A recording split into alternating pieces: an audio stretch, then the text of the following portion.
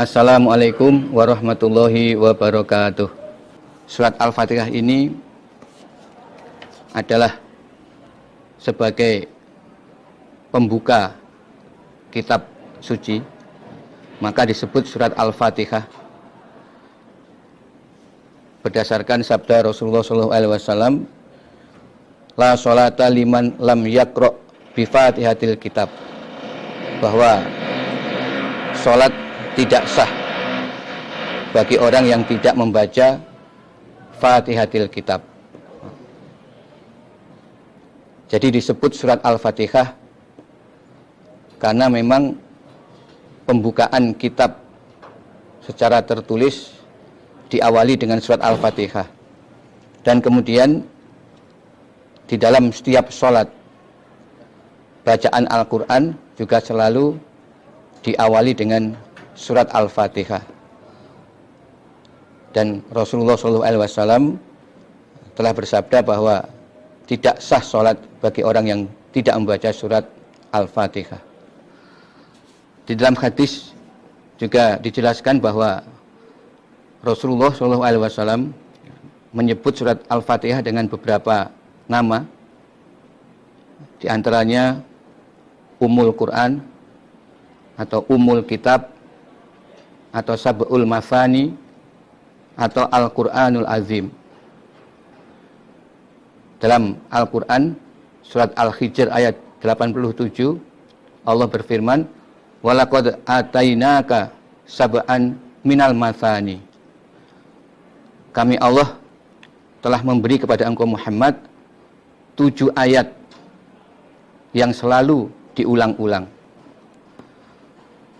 Nah, yang dimaksud 7 ayat yang selalu diulang-ulang ini adalah surat Al-Fatihah yang selalu kita baca dalam setiap rakaat di dalam kita melaksanakan ibadah sholat. Tadi juga disebutkan bahwa Rasulullah SAW menyebut surat Al-Fatihah sebagai Ummul Quran atau Ummul Kitab, yang maksudnya adalah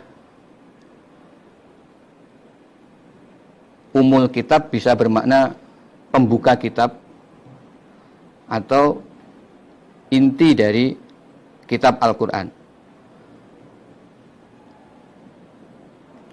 Maksudnya di dalam surat Al-Fatihah ini terkandung seluruh makna ataupun kandungan ajaran yang terdapat dalam kitab suci Al-Quran. Bisa dikatakan bahwa surat Al-Fatihah merupakan ringkasan dari kitab suci Al-Quran. Sehingga perlu bagi kita untuk benar-benar memahami kandungan dari surat Al-Fatihah ini. Dengan demikian kita dapat memahami secara ringkas apa inti sari dari kandungan keseluruhan ayat-ayat yang terdapat di dalam kitab suci Al-Quran. A'udzubillahi minasyaitonirrajim. Aku berlindung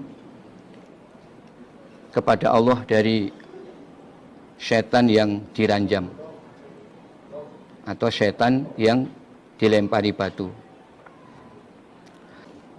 Bismillahirrahmanirrahim.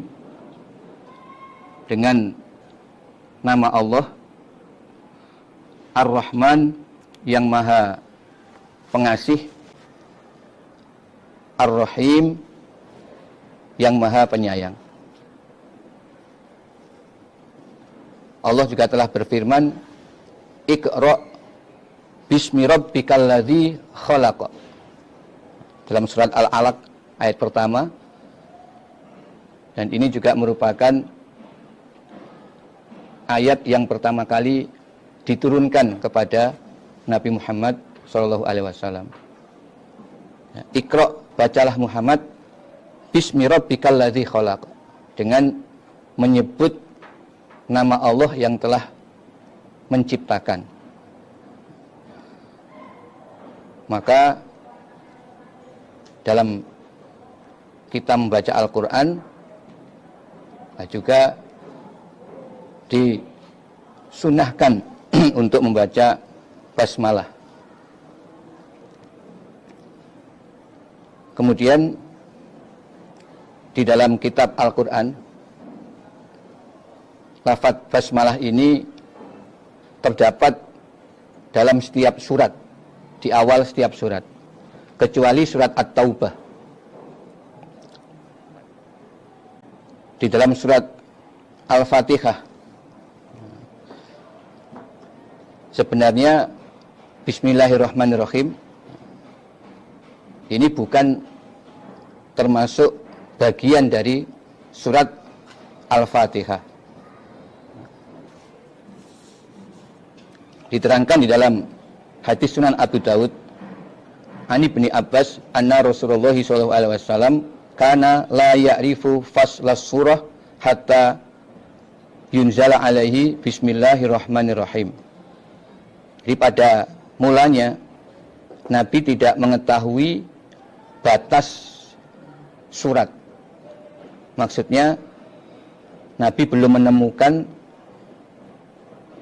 ayat yang bisa dipergunakan untuk memisahkan antara surat satu dengan surat yang lain. Sehingga Nabi mendapat wahyu ayat Bismillahirrahmanirrahim, yaitu yang terdapat dalam surat An-Naml. Setelah itu Nabi menggunakan Bismillahirrahmanirrahim ini sebagai pembatas atau pemisah tiap-tiap surat di dalam Al-Quran, termasuk di dalam surat Al-Fatihah.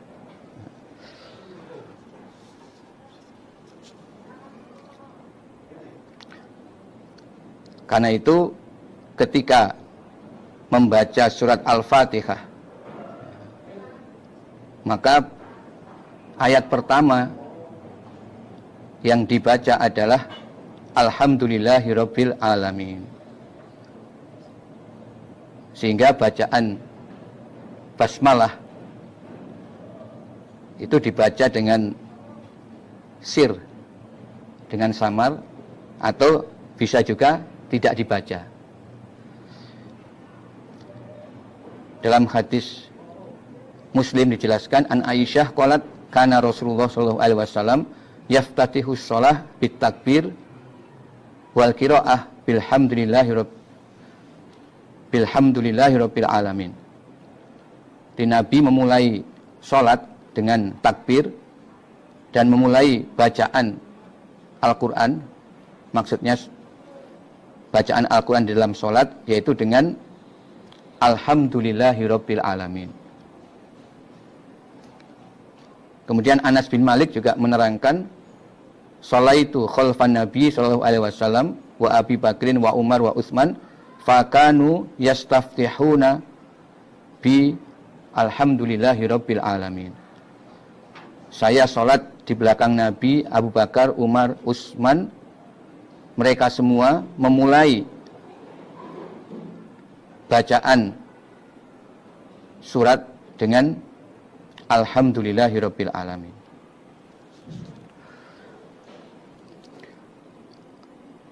Alhamdulillahirabbil alamin. Alhamdu, segala puji, lillahi, hanya bagi Allah, Rabbil alamin, Tuhan seluruh makhluk. Segala puji hanya bagi Allah. Allah adalah Tuhan atau penguasa seluruh makhluk. Jadi alamin ini adalah jamak dari alam, kata alam. Alam Itu maknanya kullu maujudin siwallah fahuwal alam. Segala sesuatu selain Allah itu disebut alam. Berarti alam ini maksudnya adalah semua makhluk. Makhluk yang ada di dunia maupun di akhirat. Segala sesuatu yang ada ini selain Allah itu termasuk alam. Nah, Allah adalah Rabbul Alamin. Rabb itu maknanya bisa pemilik, penguasa, pengatur, atau pengendali. Jadi Allah adalah Tuhan yang menguasai, yang mengatur, yang mengendalikan seluruh makhluk-makhluk yang Allah ciptakan. Karena itu, segala pujian hanya pantas diberikan kepada Allah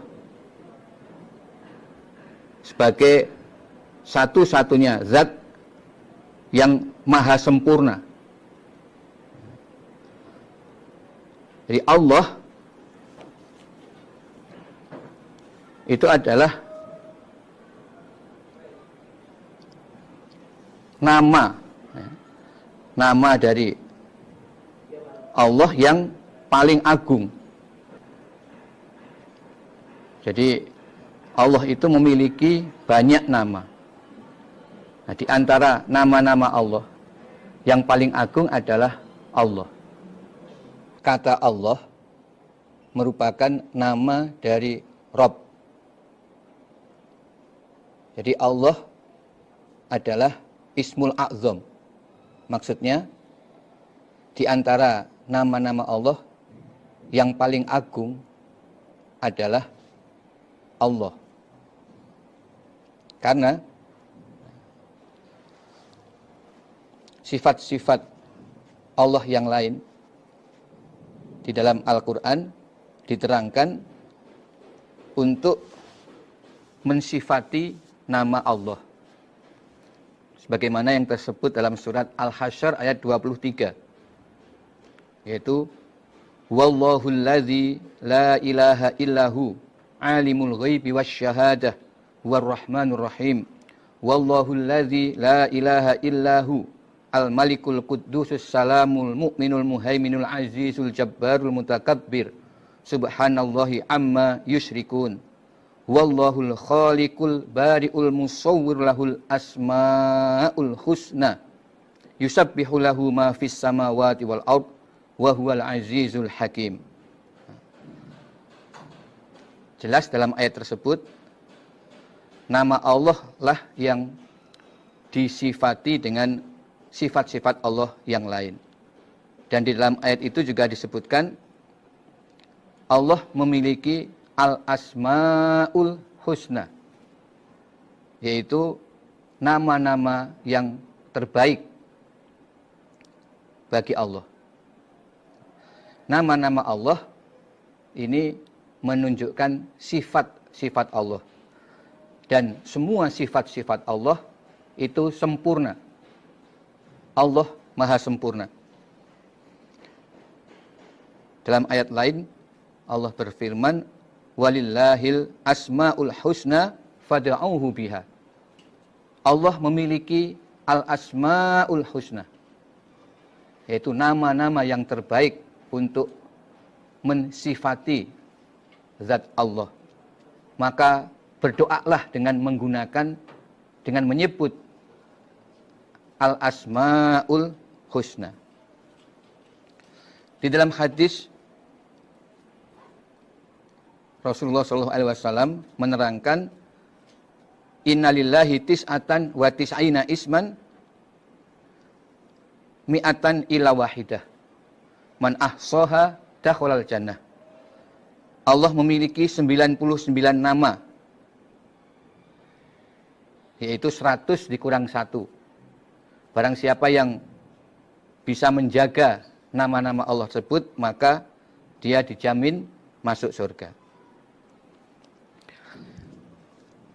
Karena hanya Allah zat yang sempurna, hanya Allah zat yang memiliki semua sifat-sifat terbaik yang sempurna, maka alhamdulillah, yaitu segala pujian hanya berhak atau hanya layak untuk dihaturkan kepada Allah. Tidak ada selain Allah yang berhak untuk dipuji. Karena selain Allah tidak ada yang sempurna.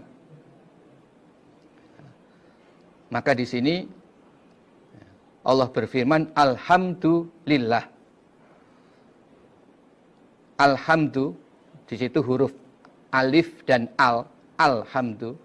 Al itu menunjukkan makna keseluruhan. Maksudnya segala pujian. Lillahi, hanya bagi Allah. Karena hanya Allah yang sempurna.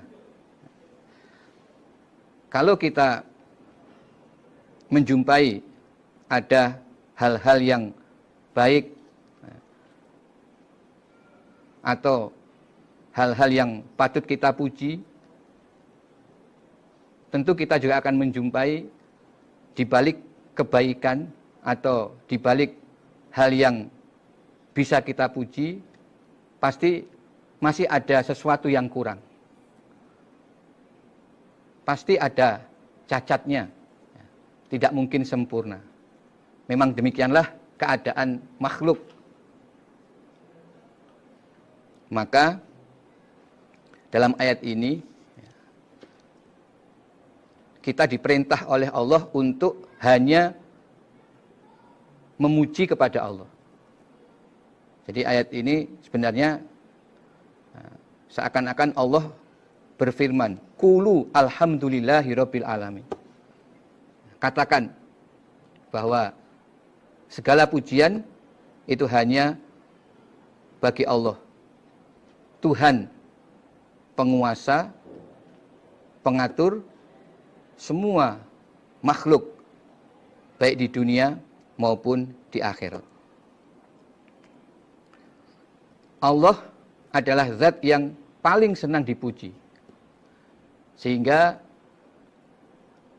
Allah berkenan untuk memberi balasan surga bagi siapa yang mau memuji kepada Allah.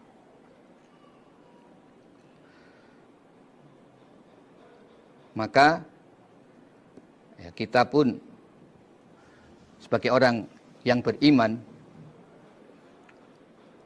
pada kenyataannya dalam kondisi apa saja kita tetap memuji kepada Allah. Ketika Allah memberi nikmat, kita bersyukur dan kita ucapkan alhamdulillah. Ketika mendapat musibah yang sebenarnya itu membencikan, tetapi kita pun tetap dituntun untuk memuji kepada Allah.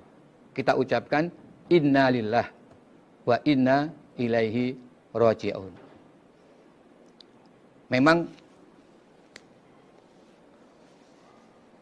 hanya Allah yang berhak dipuji dengan kesempurnaan Allah. Dan semua qadar-qadar Allah itu tidak bisa kita cela. Kita pun tetap harus memuji kepada Allah dalam segala kondisi. Nah, alhamdulillah ini juga merupakan kalimat syukur.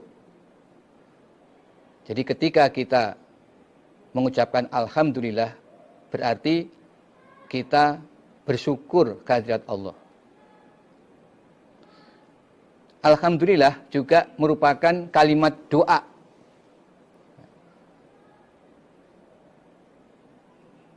Dalam hadis Rasulullah SAW bersabda, afdhalu dzikri la ilaha illallah wa afdhalu du'a alhamdulillah. Tanpa kita meminta kepada Allah, dengan kita memuji kepada Allah, mengucapkan alhamdulillah, berarti kita sudah bersyukur kepada Allah. Dan Allah berjanji, la in syakartum la azidannakum. Kalau kalian bersyukur, maka Allah akan menambah nikmat yang telah Allah berikan. Nah, karena itu membaca alhamdulillah ini merupakan doa yang paling utama. Tanpa kita menghaturkan permintaan, Allah bukan hanya memberi, bahkan Allah menambah nikmat yang ada, dan Allah juga akan mengekalkan nikmat yang telah Allah berikan. Itu sebagai bukti Allah ridho bila hambanya bersyukur. Allah ridho, senang bila hambanya memuji kepada Allah. Ketika di dunia, maka Allah akan terus memberi anugerah kepada hamba-hambanya yang memuji kepadanya. Dan nanti ketika di akhirat, maka Allah akan memberikan ridhonya dalam bentuk rahmat, kasih sayang yang Allah sediakan dalam kehidupan di surga. Kasih sayang Allah kepada hamba yang beriman itu akan bisa dinikmati nanti pada hari akhirat atau setelah kematian. Jadi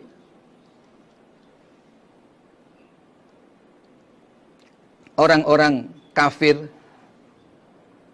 jahiliyah pada zaman Rasulullah SAW, mereka tidak percaya bahwa setelah kematian manusia itu akan dibangkitkan lagi. Mereka tidak percaya adanya alam akhirat, apalagi adanya pembalasan, hari pembalasan. Mereka tidak percaya. Dalam keyakinan mereka, manusia kalau sudah mati, ya berakhirlah kehidupannya. Mereka bahkan mempertanyakan, kalau manusia nanti akan dibangkitkan kembali, bagaimana nenek moyang mereka yang sudah beribu-ribu tahun meninggal dunia? Apakah mungkin mereka juga akan dibangkitkan kembali? Itu pertanyaan mereka. Nah, Allah menjelaskan bahwa nanti manusia ini akan kembali menghadap kepada Allah, akan mengalami hidup di akhirat. Pada hari kiamat mereka akan dibangkitkan dan akan dihukumi oleh Allah dalam hari pembalasan. Di saat itu Allah akan menghukumi semua perbuatan amal yang dikerjakan oleh umat manusia selama hidup di dunia. Dan akhirnya Allah akan memberikan kasih sayangnya khusus kepada hamba-hambanya yang beriman, yaitu manusia yang selama hidup di dunia mereka mau taat kepada peraturan-peraturan Allah. Mereka menjalankan syariat yang telah Allah turunkan.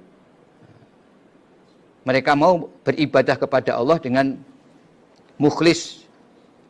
Sehingga mereka akan mendapatkan pembalasan dengan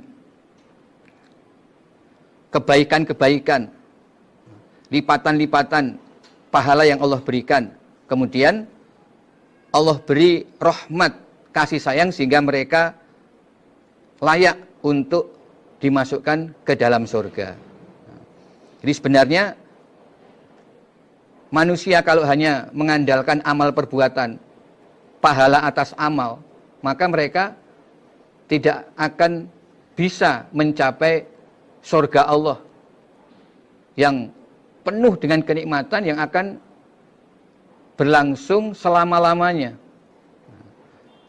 Jadi pahala atas amal kebaikan yang dikerjakan manusia itu belum sebanding dengan kenikmatan-kenikmatan yang sangat banyak, tidak terhingga, dan kekal abadi yang Allah sediakan di surga. Hanya dengan rahmat kasih sayang Allah, orang iman itu akhirnya bisa masuk ke dalam surga. Itulah yang dijelaskan dalam sifat Ar-Rahim. Nah, karena itu di awal ayat Allah berfirman Alhamdulillah. Ar-Rahman yang maha pengasih, Ar-Rahim yang maha penyayang. Telah datang atas kalian seorang utusan dari kaum kalian, berat terasa olehnya apa yang menjadi penderitaan kalian. Azizun alaihi ma'anittum, harisun alaikum. Rasul tersebut sangat menginginkan kalian bisa beriman. Bil mu'minin raufur rahim. Rasul tersebut memiliki sifat rauf dan rahim terhadap orang-orang yang beriman. Berarti untuk sifat rahim ini bisa juga berlaku bagi makhluk.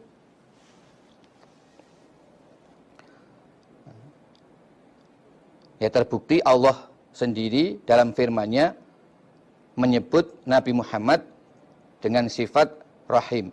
Itu bil mu'minin raufur rahim. Nah, sedangkan sifat Ar-Rahman ini khusus bagi Allah, tidak bisa digunakan untuk mensifati makhluk.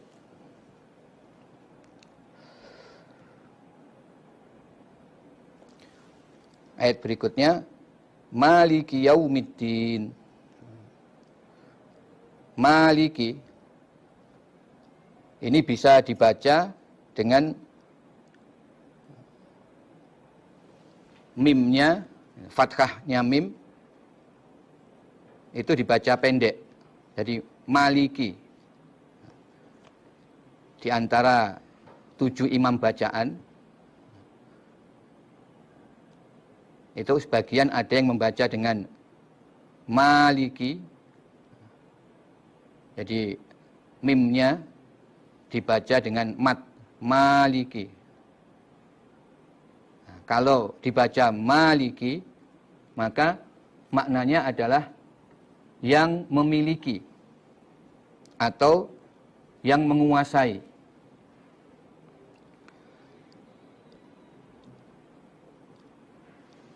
Nah, sebagian bacaan itu mimnya dibaca tanpa mat, ya, pendek. Jadi Maliki. Maliki itu maknanya raja atau yang merajai. Ya, dua makna ini mengandung maksud yang sama, tetapi ya, maknanya tetap berbeda, ya, disesuaikan dengan bacaannya. Kalau memang dibaca panjang Maliki, maknanya adalah yang memiliki atau yang menguasai.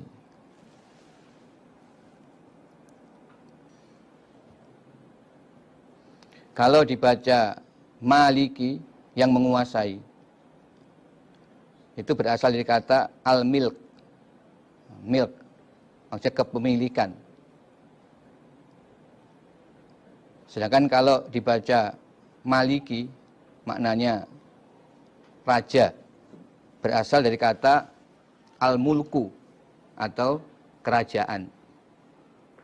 Ini sesuai dengan firman Allah dalam surat Mukmin ayat 16. Allah berfirman, limanil mulkul yaum lillahil wahidul qahhar. Bagi siapakah al-mulku, kerajaan, al-yauma, pada hari ini. Maksudnya di hari kiamat. Yaitu lillahil wahidil qahhar. Pada hari kiamat kerajaan adalah bagi Allah, zat yang esa dan yang maha memaksa. Surat Mukmin ayat 16.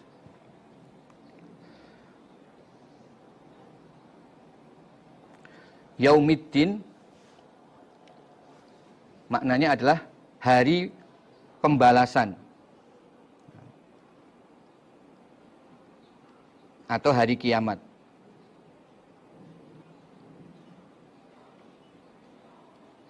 Sebagaimana dalam surat Nur ayat 25, yauma idzin yuwaffihimullahu dinahumul haqq.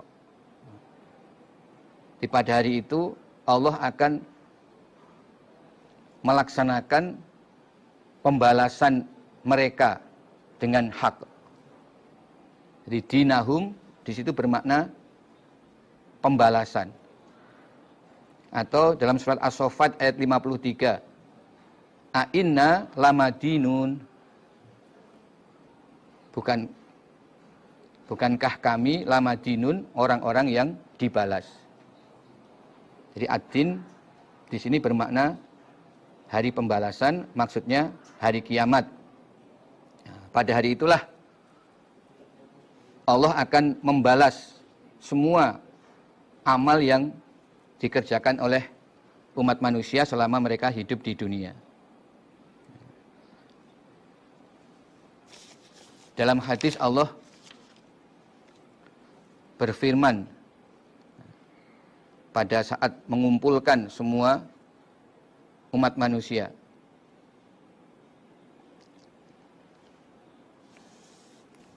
Anal malik, aina mulkul ard. Sayalah raja, sayalah raja. Mana raja-raja yang dulu ada di dunia? Jadi saat besok dikumpulkan di hari kiamat, tidak ada lagi raja-raja yang dulu mereka berkuasa di dunia. Saat itu mereka sama kedudukannya dengan manusia-manusia yang lain. Semua akan menjalani pembalasan atau pengadilan yang akan dilaksanakan oleh Allah sebagai satu-satunya raja yang berkuasa yang akan menghukumi pada hari itu. Nah, 3 ayat yang awal dari surat Al-Fatihah ini merupakan pujian terhadap Allah Subhanahu wa ta'ala.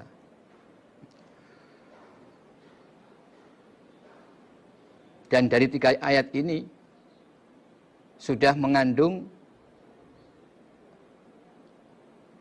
pelajaran yang merupakan inti dari ajaran agama Islam atau inti ajaran yang terkandung dalam kitab suci Al-Quran.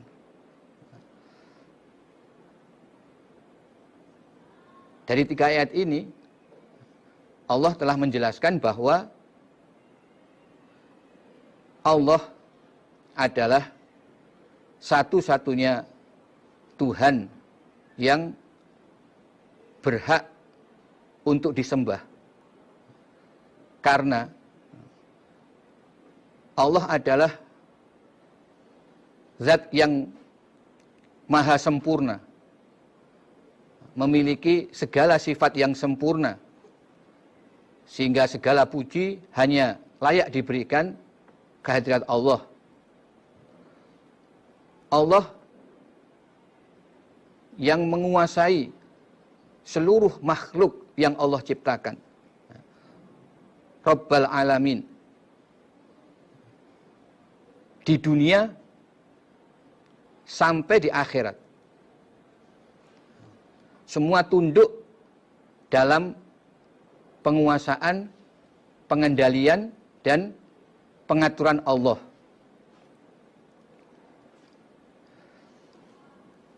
Sebagai Tuhan yang mengatur, yang mengendalikan, Allah dengan kesempurnaan sifat-sifat yang baik, Allah penuh kasih sayang kepada semua makhluk. Sampai Allah juga memberikan kasih sayang secara khusus kepada hamba-hamba Allah yang beriman. Dan kasih sayang Allah kepada hamba yang beriman itu akan bisa dinikmati nanti pada hari akhirat atau setelah kematian. Jadi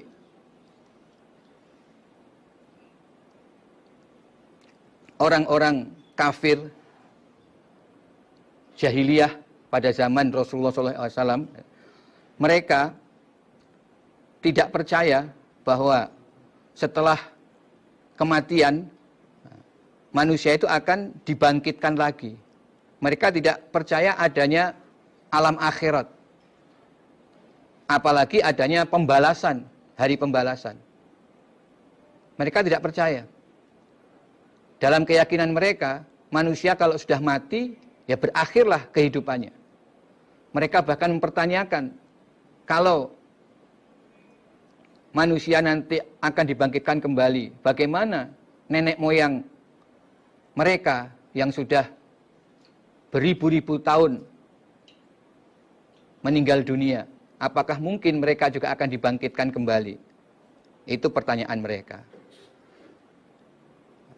Nah, Allah menjelaskan bahwa nanti manusia ini akan kembali menghadap kepada Allah, akan mengalami hidup di akhirat. Pada hari kiamat mereka akan dibangkitkan dan akan dihukumi oleh Allah dalam hari pembalasan. Di saat itu Allah akan menghukumi semua perbuatan amal yang dikerjakan oleh umat manusia selama hidup di dunia. Dan akhirnya Allah akan memberikan kasih sayangnya khusus kepada hamba-hambanya yang beriman, yaitu manusia yang selama hidup di dunia mereka mau taat kepada peraturan-peraturan Allah. Mereka menjalankan syariat yang telah Allah turunkan. Mereka mau beribadah kepada Allah dengan mukhlis. Sehingga mereka akan mendapatkan pembalasan dengan kebaikan-kebaikan, lipatan-lipatan pahala yang Allah berikan. Kemudian Allah beri rahmat, kasih sayang sehingga mereka layak untuk dimasukkan ke dalam surga. Jadi sebenarnya manusia kalau hanya mengandalkan amal perbuatan, pahala atas amal, maka mereka tidak akan bisa mencapai surga Allah yang penuh dengan kenikmatan yang akan berlangsung selama-lamanya. Jadi pahala atas amal kebaikan yang dikerjakan manusia itu belum sebanding dengan kenikmatan-kenikmatan yang sangat banyak, tidak terhingga, dan kekal abadi yang Allah sediakan di surga. Hanya dengan rahmat kasih sayang Allah, orang iman itu akhirnya bisa masuk ke dalam surga. Itulah yang dijelaskan dalam sifat Ar-Rahim. Nah, karena itu di awal ayat Allah berfirman, Alhamdulillah. Iyyaka na'budu wa iyyaka nasta'in. Iyyaka, hanya kepada Engkau Allah. Na'budu, menyembah kami. Wa iyyaka, dan hanya kepada Engkau Allah. Nasta'inu, minta pertolongan kami. Perhatikan ayat Iyyaka na'budu. Di sini dalam kalimat ini Allah mendahulukan menyebut maf'ulnya atau objek. Kemudian Allah ulangi lagi, wa iyyaka nasta'in. Hanya kepadamu kami mohon pertolongan. Susunan kalimat yang demikian ini punya maksud bahwa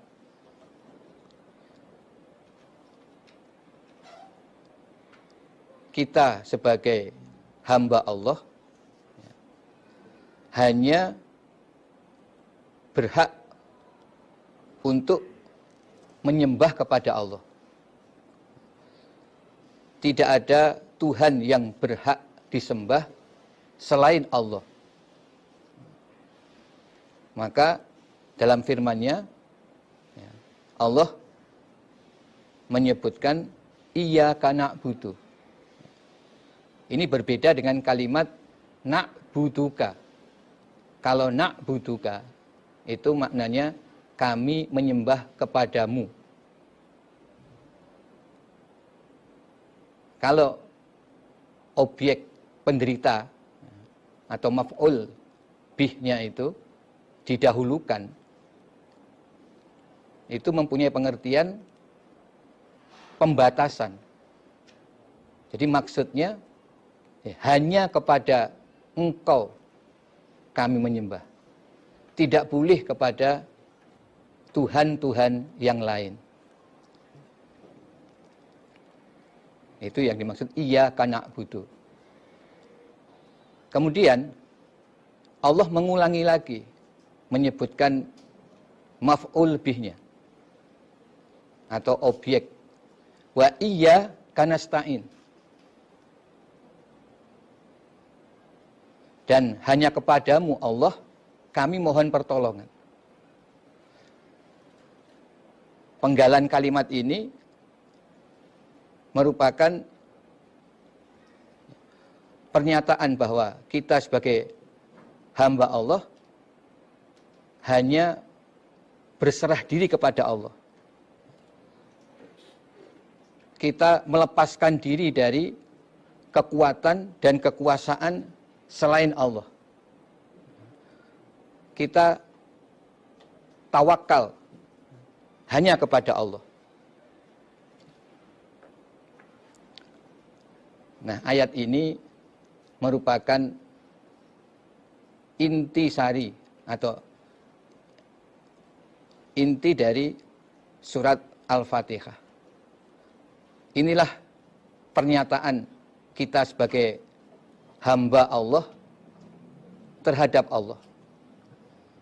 Setelah kita memahami bahwa Allah lah Tuhan yang maha sempurna, yang memiliki segala sifat yang baik, tidak ada cacat. Sehingga hanya Allah satu-satunya zat yang berhak kita puji. Maka selanjutnya kita sebagai hamba Allah menyatakan, karena itu kita hanya beribadah kepada Allah. hanya menyembah kepada Allah. Kita lepas dari segala bentuk syirik, kemusyrikan, yaitu segala bentuk peribadatan, penyembahan kepada selain Allah, juga segala bentuk syariat-syariat dalam ibadah yang tidak sesuai dengan perintah Allah dan tuntunan Rasulullah Shallallahu Alaihi Wasallam.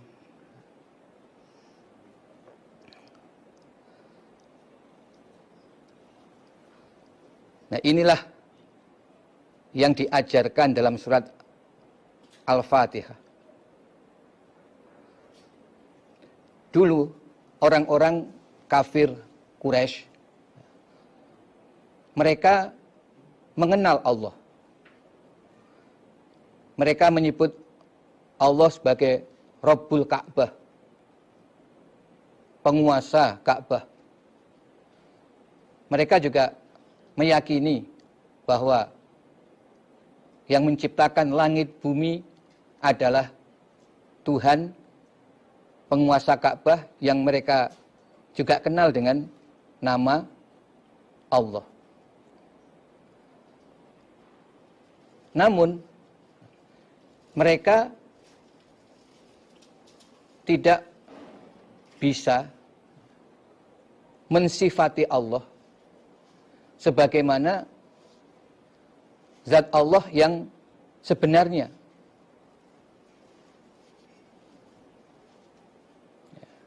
Mereka tidak percaya Allah akan membangkitkan manusia-manusia yang sudah mati.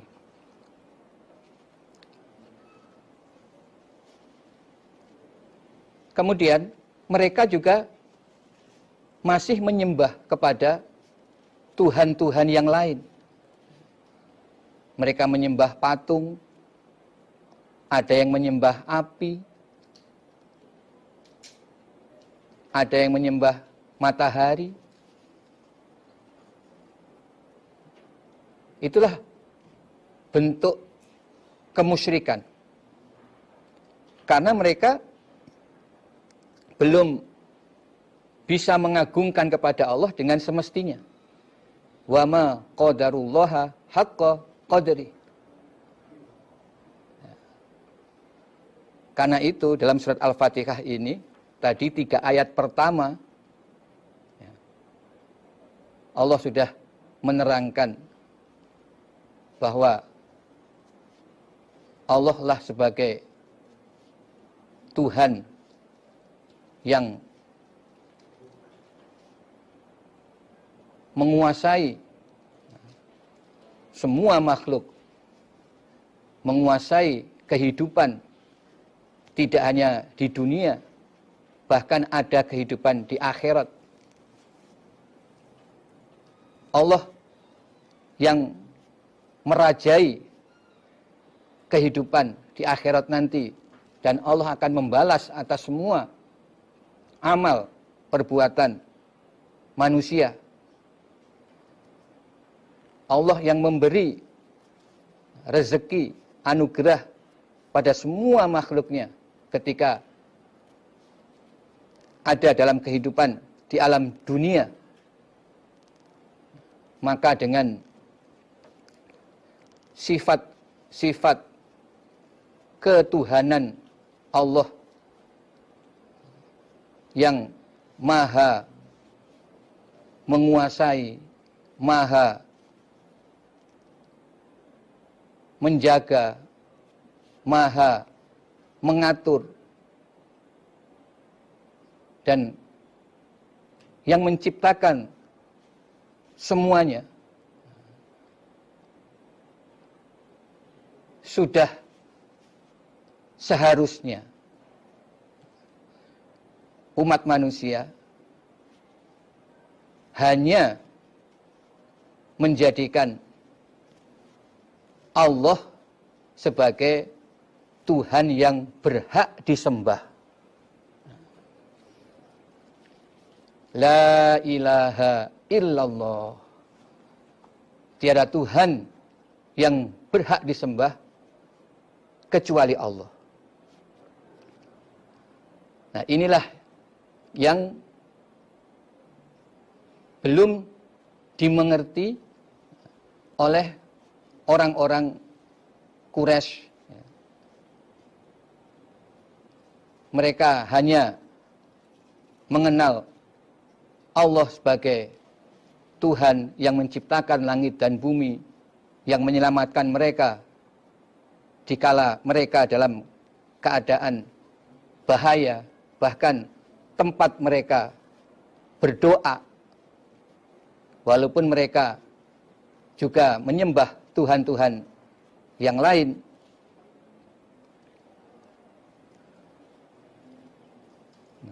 Seharusnya ketika umat manusia sudah menyadari bahwa Allah lah yang maha mencipta, Allah lah yang maha kuasa, Allah lah yang maha mengatur, apalagi sudah meyakini bahwa di balik kehidupan di alam dunia ini, semua manusia pada akhirnya nanti akan dibangkitkan di hari kiamat untuk kembali menghadap kepada Allah, maka sudah seharusnya ketika manusia hidup di dunia menikmati nikmat yang Allah berikan yang tidak terhingga, sangat durhaka bila manusia mengkufuri nikmat-nikmat Allah ini dengan masih menyembah atau beribadah kepada Tuhan-Tuhan selain Allah. Nah, termasuk juga beribadah dengan mengikuti syariat-syariat yang tidak ditentukan oleh Allah. Karena itu, disinilah pentingnya pernyataan, pengakuan kita sebagai hamba. Iyyaka na'budu. Hanya kepadamu ya Allah, kami melaksanakan ibadah. Lebih dari itu, dengan segala keterbatasan, kemampuan, dan berbagai kelemahan yang ada pada diri kita sebagai hamba Allah, makhluk Allah, maka kita sebagai manusia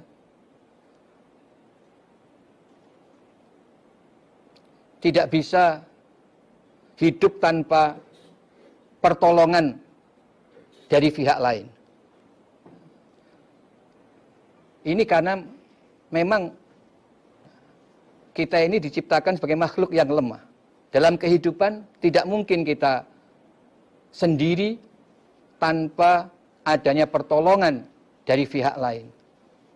Manusia sejak lahir sudah mendapat pertolongan dari orang tua dan keluarga dekatnya yang merawat, mendidik sampai menjadi dewasa, dan dalam kehidupan pun tidak bisa lepas dari pertolongan-pertolongan pihak lain. Di dalam kita melaksanakan kewajiban beribadah kepada Allah pun, kita banyak sekali kekurangan, kelemahan sebagai manusia yang mempunyai hawa nafsu. Sangat sulit untuk bisa melaksanakan perintah-perintah Allah dengan sempurna, tidak mungkin. Dengan baik saja itu sangat sulit. Apalagi untuk mengalahkan godaan dari syaitan. Di awal kita diperintah untuk ta'awud, mohon perlindungan kepada Allah. Karena hanya Allah yang bisa melindungi kita, yang bisa menjaga kita, terutama dari godaan-godaan syaitan. Karena Allah lah yang menciptakan syaitan itu. Maka dari itu, kita juga diajarkan untuk melepaskan diri dari memohon pertolongan atau perlindungan dari pihak-pihak lain selain hanya kepada Allah. Inilah yang dimaksud tawakal. Dalam ayat ini Allah berfirman, wa iyyaka nasta'in. Artinya kita diperintah untuk menyatakan hanya kepada Engkau Allah kami mohon pertolongan. Nah, pertolongan ini dalam urusan dunia ataupun urusan mencari akhirat. Artinya dalam kegiatan-kegiatan keduniaan maupun dalam urusan ibadah. Kita juga hanya mohon pertolongan pada Allah. Dan kita membutuhkan pertolongan Allah itu. Tidak mungkin kita akan bisa tanpa ditolong oleh Allah. Ada firman Allah dalam ayat lain, yaitu surat Hud ayat 123. Allah berfirman, fa'budhu wa tawakkal alaih wa ma rabbuka bighafilin amma ta'malun. Fa'budhu, beribadahlah kepada Allah. Wa tawakkal alaih, dan tawakallah atas Allah. Wa ma rabbuka bighafilin amma ta'malun. Allah tidak akan lupa dari segala apa yang kalian amalkan. Jadi di dalam ibadah kepada Allah kita diperintah untuk melaksanakan ibadah hanya kepada Allah. Wa ma umiru illa liya'budullaha mukhlishina lahuddin. Mereka tidak diperintah kecuali untuk ibadah kepada Allah secara mukhlis. Kemudian dalam surat Az-Zumar ayat 2 Allah juga berfirman, inna anzalna ilaikal kitaba bil haqq fa'budillaha mukhlishal lahuddin ala lillahid dinul khalis. Kami Allah telah menurunkan kepada engkau Muhammad Alkitab, Al-Quran bil haqq, dengan hak. Fa'bud, maka sembahlah Allah kepada Allah, mukhlishal lahuddin, dengan memukhliskan agama ini bagi Allah. Ala lillahid dinul khalis, ingatlah bagi Allah hanya agama yang mukhlis. Nah, jadi Allah menurunkan Al-Quran, kitab Al-Quran, ini sebagai pedoman di dalam kita melaksanakan kewajiban beribadah kepada Allah. Maka kewajiban kita adalah beribadah kepada Allah secara mukhlis, dalam arti kita beribadah sesuai dengan apa yang Allah perintahkan di dalam Al-Quran. Dan juga yang Allah wahyukan kepada Nabi Muhammad berupa hikmah, yaitu yang terdapat dalam kitab Al-Hadis, yang berisi sunnah-sunnah Rasulullah Shallallahu Alaihi Wasallam. Karena Allah selain memberi kitab Al-Quran, Allah juga memberi wahyu berupa hikmah, yang sekarang kita kenal dalam kitab Al-Hadis. Sesuai firman Allah, "Huwallazi ba'atsa fil ummiyina rasulan min anfusihim yatlu 'alaihim ayatihi wa yuzakkihim wa yu'allimuhumul kitaba wal hikmah wa in kanu min qablu lafi dhalalim mubin." Dan Rasulullah SAW juga bersabda, "Ala inni utitul Qur'ana wa mislahu ma'ah." Ketahuilah bahwa saya oleh Allah diberi kitab Al-Quran dan yang semisal Al-Quran. Maksudnya Al-Hadis. Jadi praktek kita beribadah secara mukhlis itu adalah beribadah dengan mengamalkan Al-Quran dan Al-Hadis. Kemudian di dalam beribadah kita juga diperintah untuk hanya tawakal kepada Allah. Bertawakal kepada Allah. Ini bagian dari ibadah. Kita tidak boleh menjadi hamba yang sombong. Tidak menyadari akan kekurangan, kelemahan, dan ketidakberdayaan kita. Termasuk di dalam urusan ibadah kepada Allah.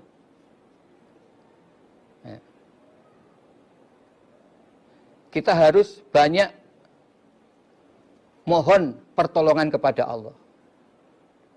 Agar kita diberi kekuatan dan kemampuan untuk bisa melaksanakan kewajiban beribadah kepada Allah. Sehingga mendapat ridho Allah, mendapat tidak hanya kasih sayang Allah di dunia, namun juga mendapat kasih sayang Allah di surga nanti. La haula wala quwata illa billah. Nah, tidak ada daya kekuatan untuk bisa mentaati perintah-perintah Allah. Dan tidak ada upaya untuk bisa menghindari dari segala bentuk maksiat kepada Allah, kecuali hanya dengan pertolongan Allah dan penjagaan dari Allah.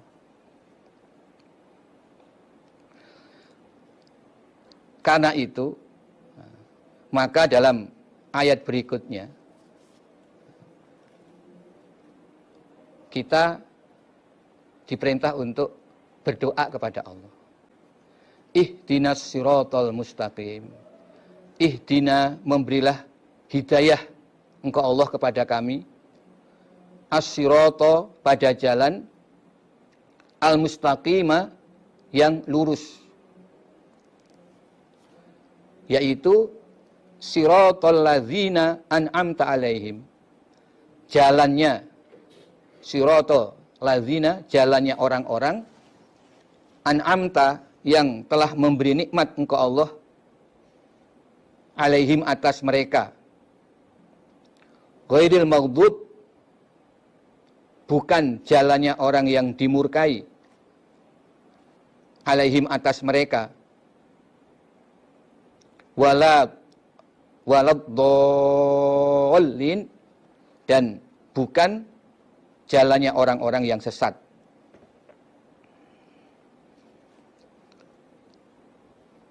Ihdinas siratal mustaqim. Ya Allah, tunjukkanlah kami jalan yang lurus. Yang dimaksud, berilah kami petunjuk di sini adalah petunjuk berupa taufik atau pertolongan Allah, bimbingan Allah, sehingga bisa menjalani apa-apa yang telah diperintahkan oleh Allah, yaitu as-siratal mustaqim, jalan yang lurus. Jalan yang lurus maksudnya adalah jalan yang kalau ditempuh bisa sampai kepada tujuan. Ya, jalan ibadah yang kalau kita jalankan akan bisa mencapai surga Allah. Itulah as-siratal mustaqim. Dalam surat Al-An'am ayat 153 Allah berfirman, wa anna hadza sirati mustaqiman fattabi'u wa la tattabi'us subula fatafarraqu bikum an sabili.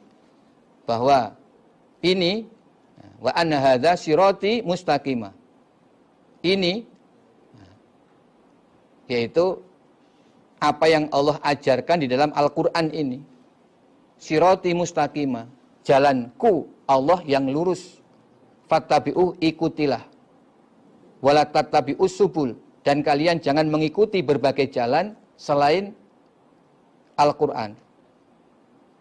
Fatafarraqu bikum an sabilih, karena berbagai jalan selain Al-Qur'an dan Al-Hadis itu akan menyebabkan kalian berpecah belah, berfirqah-firqah, jauh dari jalan Allah. Jadi siratal mustaqim itu maksudnya ya Al-Qur'an. Yang kalau kita ikuti maka akan membawa kita sampai pada tujuan, yaitu surga Allah. Nah, kita mohon hidayah dari Allah. Artinya mohon diberi bimbingan, pertolongan, sehingga kita bisa tetap dalam melaksanakan ibadah berdasarkan Al-Quran dan Al-Hadis.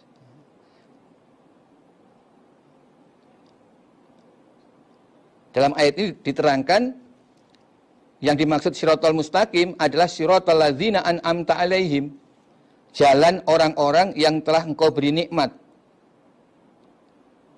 Maksudnya para nabi dan orang-orang solih di masa lalu, sebagaimana yang diterangkan dalam surat An-Nisa ayat 69. Surat An-Nisa ayat 69 yaitu wa may yuti'illaha war rasula faulaika ma'al ladzina an'amallahu alaihim minan nabiyyin wasiddiqin wasyuhada wassolihin wa hasuna ulaika rafiqa. Barang siapa yang taat kepada Allah dan Rasul, maka mereka akan bersama dengan orang-orang yang telah Allah beri nikmat, yaitu bersama para nabi, orang-orang yang siddiq, para syuhada, dan orang-orang yang solih. Mereka itulah sebaik-baiknya teman. Jadi Allah sudah menerangkan yang dimaksud jalan orang-orang yang Allah beri nikmat adalah jalan yang ditempuh para nabi, orang siddiq, para syuhada, dan orang-orang solih. Tersebut dalam surat An-Nisa ayat 69. Ghairil maghdub, bukan jalannya orang yang dimurkai, alaihim, atas mereka. Al-maghdub alaihim. Yang dimaksud ini adalah orang Yahudi. Mereka orang-orang yang dimurkai oleh Allah. Karena mereka sebenarnya sudah mengetahui ilmu, tapi mereka sengaja menentang, sengaja tidak mengikuti ilmu yang telah Allah berikan kepada mereka. Maka mereka disebut golongan yang dimurkai oleh Allah. Mereka berpaling, alladzina a'radu anil haq ba'dal ilmi bih. Mereka berpaling dari kebenaran setelah mereka mengetahui kebenaran itu. Itulah sifat orang-orang Yahudi. Waladhdallin, bukan jalannya orang yang sesat. Maksudnya ini orang-orang Nasrani. Mereka tersesat. Jadi sejak awal orang-orang Nasrani itu sudah dalam keadaan sesat. Mereka tidak mengetahui kebenaran. Al-ba'idina anis shawab hayratan wajuhlan. Mereka jauh dari kebenaran karena Allah tidak memberikan hidayah dan mereka bodoh serta bingung. Maka disebut sesat. Ya, kedua golongan ini akhirnya tidak akan bisa sampai kepada tujuan. Golongan yang dimurkai maupun golongan yang tersesat jalan. Kedua-duanya tidak akan sampai kepada tujuan. Maka ya kita memohon kepada Allah jangan sampai kita dijadikan atau melewati jalan yang ditempuh oleh dua golongan ini. Ya, terkait dengan ayat ini di dalam riwayat disebutkan an Adi bin Hatim qala sa'altu Rasulullah sallallahu alaihi wasallam an qoulihi ta'ala ghairil maghdubi alaihim qala hum al-yahud.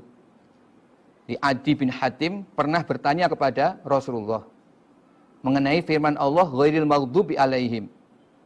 Qala, Nabi menjawab hum al-yahudu. Mereka adalah orang Yahudi. Waladdallin. Bagaimana tentang orang-orang yang sesat? Qala, Nabi an-nasara hum ad-dallun. Mereka adalah orang-orang Nasrani. Mereka itulah orang-orang yang dalam keadaan sesat. Apa bedanya orang yang dimurkai dan sesat? Ini dulu digambarkan seperti kalau orang yang dimurkai itu seperti orang yang sudah melihat ada rambu-rambu larangan di suatu jalan. Ada rambu-rambu warna merah, bulat merah, kemudian tengah-tengahnya ada garis putih, itu artinya dilarang masuk, tapi kemudian dia nekat masuk ke jalan itu. Nah, itu gambaran, itulah orang yang maghdub. Mereka tahu ilmu, tahu tentang kebenaran, tetapi mereka nekat menerjang, tidak mengakui kebenaran itu, mengingkari kebenaran itu. Nah, sedangkan ad-dallin, orang yang sesat itu digambarkan ya, seperti orang yang memang tidak tahu arah, tidak tahu jalan untuk mencapai tujuannya. Ya. Akhirnya dia lewat jalan yang keliru. Akhirnya tentu tidak akan sampai pada tujuan. Itulah orang yang sesat. Kedua golongan ini tentu rugi. Rugi. Mereka gagal dalam hidupnya karena mereka tidak mendapatkan bimbingan hidayah dari Allah sehingga mereka tidak bisa menempuh jalan yang Allah kehendaki. Shiratal mustaqim. Jalan yang lurus. Jalan yang bisa membawa mereka menuju tujuan kebahagiaan hidup di dunia dan di akhirat. Nah, demikianlah surat Al-Fatihah. Jadi terdiri dari 7 ayat. Kalau kita simpulkan, 3 ayat pertama itu merupakan pujian kepada Allah. Kemudian ayat keempat, ayat yang tengah, iyyaka na'budu wa iyyaka nasta'in, itu merupakan pernyataan dan pengakuan kita sebagai hamba Allah. Dan inilah intisari dari surat Al-Fatihah. Apa yang Allah kehendaki bagi kita sebagai hamba Allah, bahwa kita harus beribadah hanya kepada Allah dan bertawakal hanya kepada Allah.